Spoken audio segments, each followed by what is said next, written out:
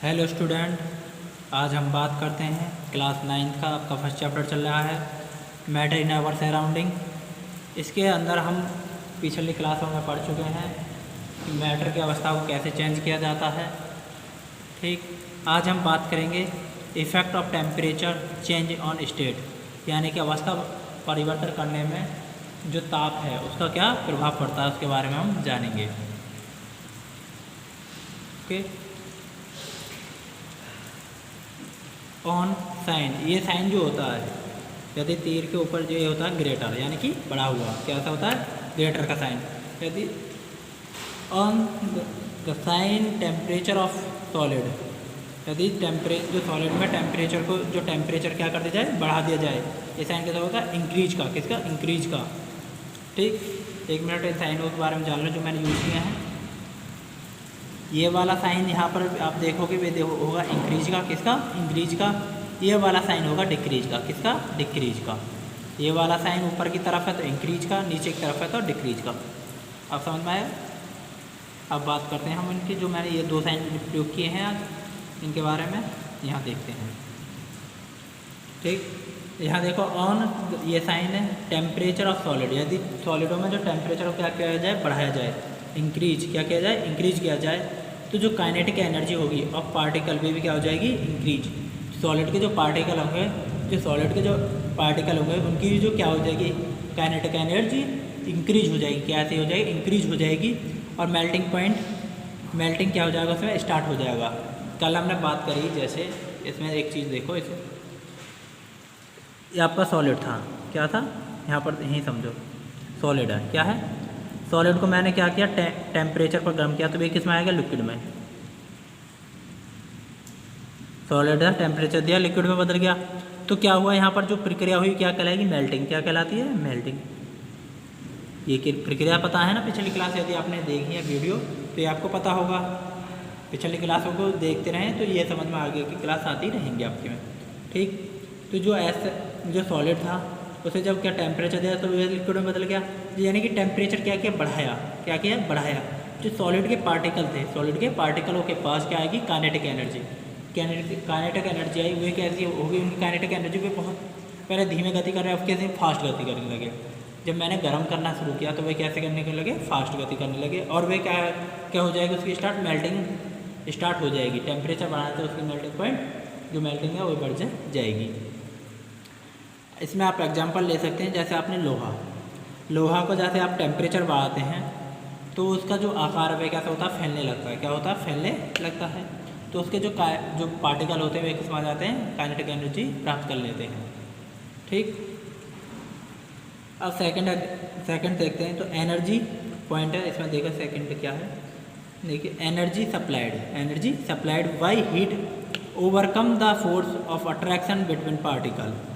जो एनर्जी होती है, एनर्जी जो हमने अप्लाई की बाई हीटिंग ओवरकम, यानी कि ओवरकम द फोर्स जो होगा उसके अट्रैक्शन फोर्स क्या हो जाएगा, उसके बीच लगने वाला जो आकर्षण वाला वे क्या हो जाएगा कम, क्या हो जाएगा कम। ये ठोस, मैंने अब ये ठोस थे, इसके पार्टिकल कहाँ थे पहले ढिंग ढिंग थे, कैसे ढिंग ढिंग थे।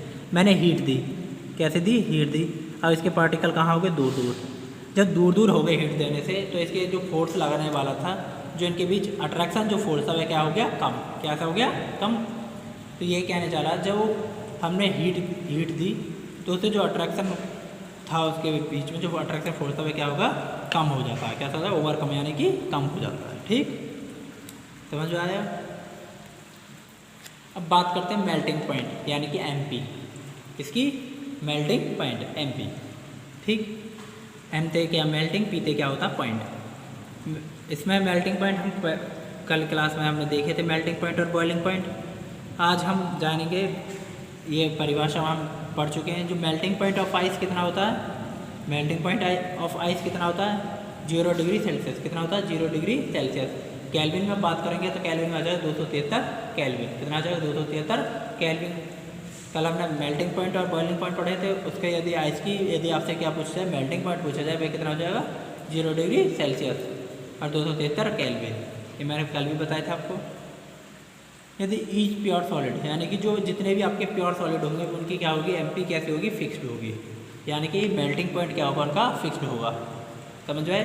जितने भी प्योर आपके सॉलिड होंगे, प्योर सॉलिड होंगे, उनकी जो मेल्टिंग पॉइंट होगी वह कैसी होगी, प्योर होगी, यानी कि फिक्स होगी। कैसी होगी, फिक्स। ठीक, अब बात करते हैं latent heat of fusion. Latent heat of fusion क्या है, इसके बारे में जानो। लेटेंट हीट ऑफ फ्यूजन हमने कल भी इसकी डेफिनेशन देखी, पढ़ चुके हैं पिछली क्लासों में डेफिनेशन इनकी। जब क्या था, सॉलिड था, क्या था, सॉलिड। ये किस में बदला हमने, लिक्विड में। किस में बदला, लिक्विड में। सॉलिड है, लिक्विड में बदलने हैं। जो एक यहाँ पर क्या लगेगा, फ्यूजन। क्या लगेगा, फ्यूजन। और इस प्रक्रिया क्या कहेंगे, मेल्टिंग। ये था जो कल पढ़ रहे थे हम। ये जो इनके ये फ्यूजन था, ये मेल्टिंग था।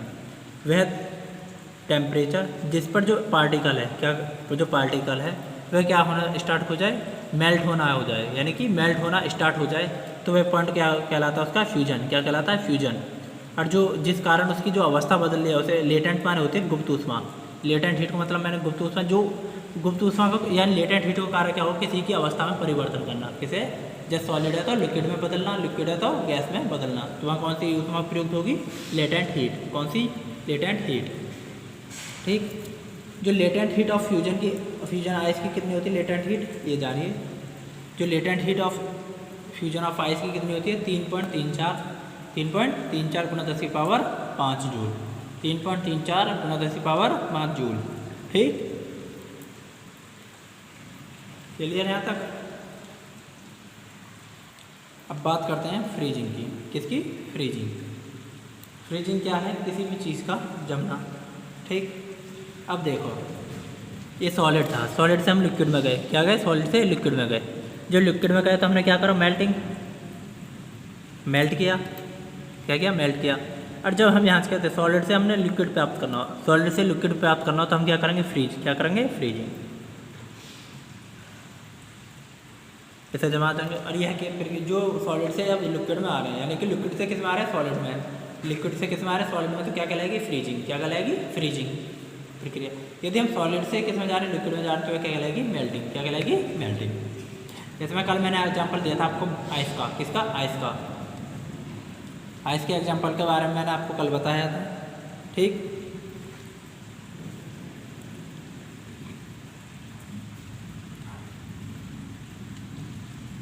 अब बात करते हैं हम नेक्स्ट इसके फ्रीजिंग के पॉइंट में। जो पॉइंट 1 है, यदि हम टेम्परेचर क्या करते हैं, डिक्रीज। क्या करते हैं, टेम्परेचर को डिक्रीज करते हैं हम लिक्विड। लिक्विड के टेम्परेचर को हम लिक्विड के जो टेम्परेचर उसे क्या करते हैं, कम करते हैं। क्या करते हैं, कम करते हैं। तो जो काइनेटिक एनर्जी है पार्टिकल की, वे क्या हो जाएगी, कम हो जाएगी। क्या हो जाएगी, क्या हो जाएगी, कम हो जाएगी। देखो ये आपका वाटर है, इसके अंदर क्या है, वाटर के मॉलिक्यूल हैं। किसके, वाटर के। लिक्विड वाटर ले लेते हैं हम, ये वाटर है। जब इसके मैंने पार्टिकल को क्या किया, कम किया, यानी कि टेम्परेचर को क्या किया, इसके जो टेम्परेचर था इसके कम करना गिरा। तो जब कम करने लगा तो पार्टिकल इसके क्या होने लगे, वाटर के पार्टिकल और ढिंगाने लगे। क्या होने लगे, ढिंगाने लगे, जिससे काइनेटिक एनर्जी उसकी क्या हो गई, कम हो गई। काइनेटिक एनर्जी कम हो गई क्योंकि उनकी जो गति थी वह क्या हुई, कम हुई, जिसके कारण वे पार्टिकल क्या हुए, पास पास आने लगे। ठीक, तो जो हम जब टेम्परेचर लिक्विडों का जब टेम्परेचर कम करते हैं, जब लिक्विडों का हम टेम्परेचर कम करते हैं, तो जो काइनेटिक एनर्जी है वे भी क्या हो जाती है, कम हो जाती है। क्या हो जाती है, कम हो जाती है। ठीक,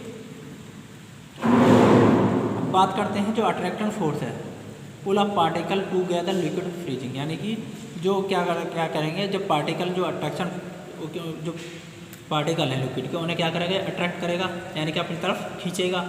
जब ये हम टेम्परेचर कम किया, जो लिक्विड के पार्टिकल थे उन्हें ये अपनी तरफ क्या करेगा, खींचेगा।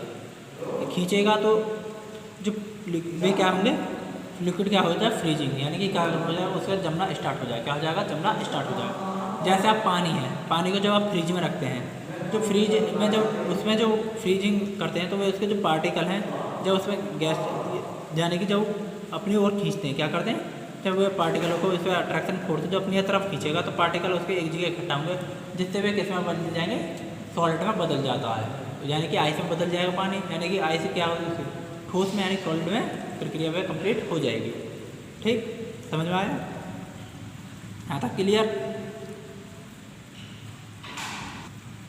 अब बात करते हैं हम फ्रीजिंग पॉइंट की। किसकी, freezing point of liquid. Liquid का जो फ्रीजिंग पॉइंट होगा वह boiling point of solid, solid के बॉइलिंग पॉइंट के क्या होगा, बराबर होगा।